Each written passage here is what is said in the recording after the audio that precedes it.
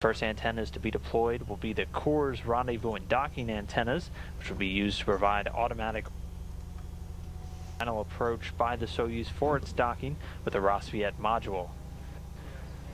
Immediately after reaching orbit, the crew will oversee the programmed activation sequence of a variety of systems just before the spacecraft passes out of range of those Russian ground stations. Some of those systems include the spacecraft's power supply system, along with its radio communication system, and also the critical motion control system. During the first orbit of today's flight, the Soyuz will automatically execute the first two of several orbital adjustment burns planned as the vehicle fine-tunes its path on towards the International Space Station. For now, though, we're just about to come up on 15 minutes before launch. As you heard Rob say, weather couldn't be better out there at the launch pad in the early morning hours in Baikonur.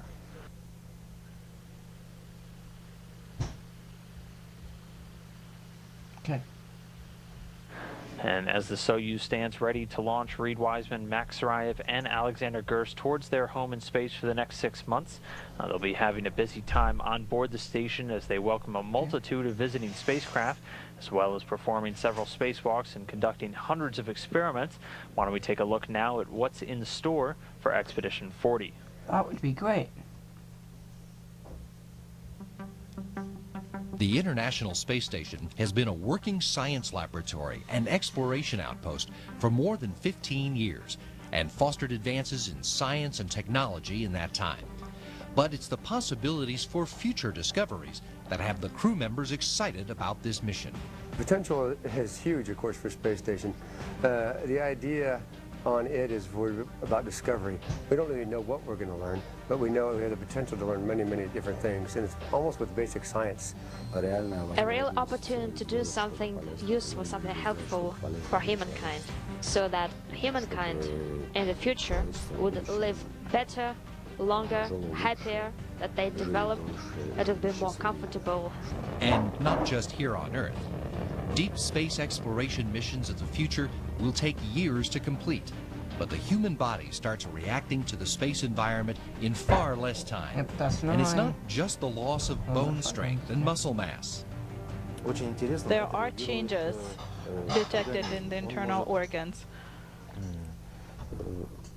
Skin reacts differently, blood reacts differently. So this crew will take part in a number of experiments as test subjects, gathering data to quantify those physical changes while searching for their causes. They will also each have daily exercise that is proven to keep crew members strong and fit while countering some of the negative effects of zero-G. It gives us a unique possibility of actually doing research on how this condition in the bone develops and how we can think of countermeasures, how we can treat it, what medication works and what does not work. Another study I signed up for is called the Sprint Physical Training, and what that's trying to do is determine, is it the amount of exercise that you do, or is it the intensity of the exercise? And so for Sprint, every one of my workouts will go to max intensity. To see if one or the other is more valuable. Some research focuses on the psychological effects of long-term isolation on the individual as well as on the group. The better they work together, the better the team they are, the more results and the more adventures we gain from that flight.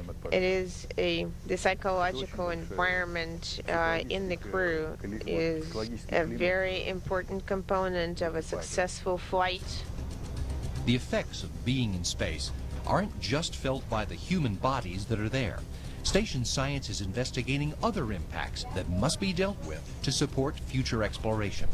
Not only does the body change itself, the actual cell itself of an organism will change when it senses zero gravity or microgravity. But they don't know why it's changing or really kind of how it's all working. So we're doing experiments using these plant cells and structures and finding out how they change and why they change. On this mission, the station also hosts dozens of experiments in physical sciences, learning how fluids and materials and equipment cope with higher radiation and lower gravity than they encounter on Earth. And there are investigations into new technologies that will improve the chances of successful flights in the future. If we are going to send humans to Mars, you'll never know what will break. And if we have a 3D printer where we could just, boom, print out a part, throw it in the machine, fix whatever's broken, this really opens up a whole new dimension of long-range space travel. So we will have the first capability for 3D printing on our expedition. A scientist that I recently met actually told me that they just recently implanted a trachea to a person that they generated from stem cells that came out of space research. So some of these benefits you might not even actually hear about ever if you don't have one of these illnesses. But if you do, then you're in the position to get a much better treatment than you would have without space research. There's a lot of spacewalking in the plan. From the Russian segment, EVAs are being prepared for June, August, and October to refresh external science experiments. And there are 3 U.S. spacewalks in the plan for the summer to begin configuring the station for its extended mission on orbit. You'll see in Expedition 40 and 41, we're just going to start to lay the groundwork for extension of the space station. So we'll be doing a little bit of management both inside and outside, getting things moved around and prepared for this this further exploration in the 2020s. Over the next 6 months, most of the cargo ships that supply the station with food, fuel, clothing, and scientific supplies will make a call. The Russian Progress freighter, American commercial ships Dragon and Cygnus, and in August, the 5th of the European Space Agency's automated transfer vehicles, which will be the final ATV to fly. ATV has been a big success, and not just for the tons of supplies it has delivered to orbit.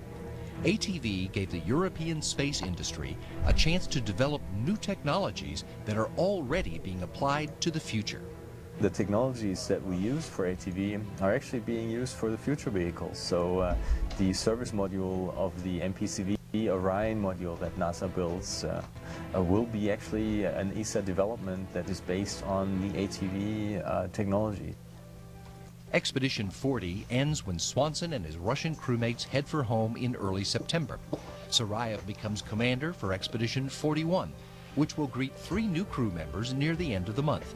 NASA astronaut Butch Wilmore, veteran cosmonaut Alexander Samokutyaev, and first-time flyer Elena Serova, who will be the first female cosmonaut to serve as an International Space Station crew member. That group will press ahead with the ongoing mission of the international partners. Really just looking at getting the space station into its best possible configuration for extension into 2024, and really starting to lay some of the groundwork for bringing up commercial crew vehicles to the American segment here in the next few years. To help support this mission and prepare for the long-range missions of tomorrow.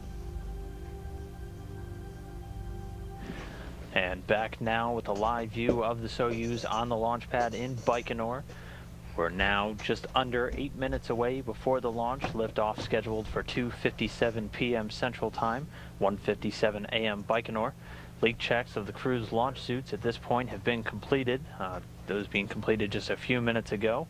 Soyuz vehicle onboard systems have been verified for flight. The launch abort system has been activated.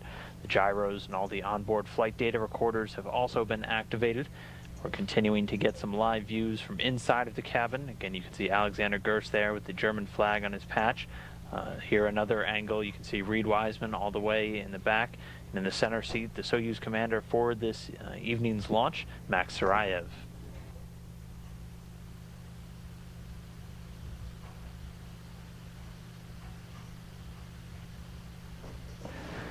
And so right about now, all the pre-launch preparations are now complete. At this point in the countdown, the Soyuz's first and second stage engines are ready for launch. The telemetry received from the rocket indicating all primary and backup systems are also ready for launch. Under 7 minutes now, 6 minutes, 40 seconds away. Everything continuing to march on time. Okay, we will see the launch At T-minus 7 minutes, the launch key has been inserted in the launch bunker. It is a real physical key used to launch the Soyuz rocket, transitioning the launch sequence into automatic mode. Things will pick up now over the next couple of minutes as we continue to close in on that 2:57 p.m. Central Time launch. Okay, preparing to reset the video because stop in 5, 4, 3, 2,